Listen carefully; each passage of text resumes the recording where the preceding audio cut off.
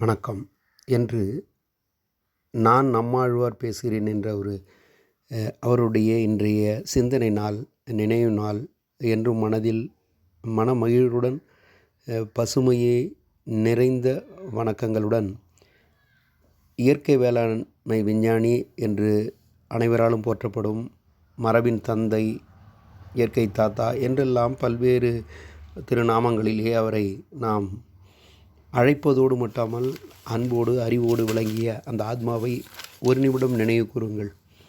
பிறந்தது 6 ஏப்ரல் 1938. அவருடைய மறைவு 30 டிசம்பர் 2013. இன்றைய நாள் அது மறைவல்ல, நமக்கெல்லாம் ஒரு மலர்ந்த முகமாக இந்த பூமி தாயை எப்படி காப்பது என்பதை பற்றி அவர் துளி துளியாக நமக்கெல்லாம் அமுதமாக அள்ளித்தந்தவர். உதாரணமாக, இது பூமி அல்ல, இது தாய். தாய் தன் பிள்ளைகளை எப்படி பராமரிக்க வேண்டுமோ அப்படி நாம் பாதுகாக்க வேண்டும். மண்புழு இந்த பூமியினுடைய அசைக்க முடியாத சொத்து. அடுத்ததாக, முயற்சி என்பது விதை போல் விதைத்து கொண்டே இரு, அது முளைத்தால் மரம், இல்லையேல் உரம் என்கிறார். ஆனால் இயற்கை வேளாண்மை வேண்டும் என்று சொல்கிறார். மாற்றம் என்பது சொல் அல்ல, அது செயல். Okay, change is not a word, is a action. பிறகு ஒரு நெல் பயிருக்கு உதாரணம் சொல்கிறார். நுனி என்பது வீட்டுக்கு, நடு என்பது மாட்டுக்கு, அடி என்பது காட்டுக்கு. என்ன பொருள் தெரியுமா? நெல் பயிர் விளையுது என்று வைத்துக் கொள்ளுங்களாம். அது நுனியில் இருந்தால் அது நெல் பயிர் நாம் வீட்டிற்காக எடுத்து வருகின்றோம். அடுத்ததாக, அதை அடிபாகம் இருக்கக்கூடியது நம்முடைய மாட்டிற்கு கொடுத்து விடுகின்றோம், தீவனமாக கால்நடை செல்வங்களுக்கு. அடியில் அறுத்து விட்டு, தாளை அறுத்து விட்டு மேலே விடுவார்கள் என்று சொல்வார்கள். அது இந்த மண்ணிற்கு உரம் என்று சொல்வார்கள்.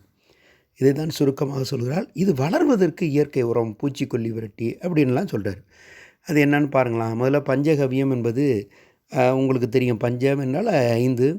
அது இந்த பசுஞ்சாணம், கோமியம், வாழைப்பழம், நெய் இவற்றையெல்லாம் அது கலந்து அது ஊற வைத்து அதை தெளிக்க வேண்டும். ஜீவாமிர்த கரைசல் என்று சொல்கிறார். பூச்சிக்கொல்லி என்பது நாம் ரசாயன உரத்தை பயன்படுத்தாதே. ஆடு, மாடு, கோழி, வாத்து, பன்றி எச்சங்கள் தான் அதற்கு உரம் என்று சொல்கிறார். எப்படி என்று பார்த்தால், பூச்சிக்கொல்லி வேப்ப இலை, நொச்சி இலை, பிரண்டை, எருக்கு, ஆடாத்தொடா, ஆடு சாப்பிடாத இலைகளை நாம் என்ன பயன்படுத்த வேண்டும் என்றால் அதை ஊற வைத்து அதை தெளிக்க வேண்டும் என்று அவர் மிக அருமையாக அவர் நமக்கெல்லாம் எடுத்து கூறுகிறார். அப்படி அவர் சொல்கின்ற அந்த வார்த்தையானது வாழ்க்கைக்கு வசந்த காலமாக இருக்கிறது. கால்நடை வளர்க்கும் இருக்க வேண்டும். ஒரு ஏக்கர் இருக்கின்றால் 2 நாட்டு மாடுகள் இருக்க வேண்டும், ஆடுகள் இருக்க வேண்டும், கோழிகள் இருக்க வேண்டும். அதனுடைய எச்சங்கள் அதற்கு வருகின்ற மிச்சங்களாக இருக்கும் என்றார். பசுந்தாள் உரம், வேப்பு, எருக்கை பயன்படுத்த வேண்டும். இன்னொன்று சொல்கிறார், தண்ணீரை மேலே தேடாதே. அது எங்கே? இது தண்ணீரை இந்த பூமிக்குள்ளே நோண்டி நோண்டி எடுக்காதே, போர்வெல் போட்டு. அது வானத்திலிருந்து வரவழை என்று சொல்கிறார். அப்படின்னா என்ன பொருள் என்றால், நாம் அதை மரம் நடுவோம், மழை பெறுவோம் என்பதை சுருக்கமாக அவர் நமக்கு சூசகமாக அதை பதிவு செய்கிறார். இப்படி நிறைய இடங்களிலே அவர் பார்க்கலாம். இயற்கை என்பது நமக்கு முழுமையாக நாசம் செய்யப்பட்ட இயற்கை. அது எலும்பு கூட்டுடன் என்று உலாவுகிறது. அது பிசாசாக, அதற்கு ஆத்மா கிடையாது. வேளாண்மையில் இறுதி லட்சியம் பயிர்களை வளர்த்து அதன் உற்பத்தியை பெருக்க வேண்டும் என்பது அவருடைய அசைக்க முடியாத நன்மை. மாறுதலுக்கான வாசல் எக்காலத்திலும் திறந்தே இருக்கும்.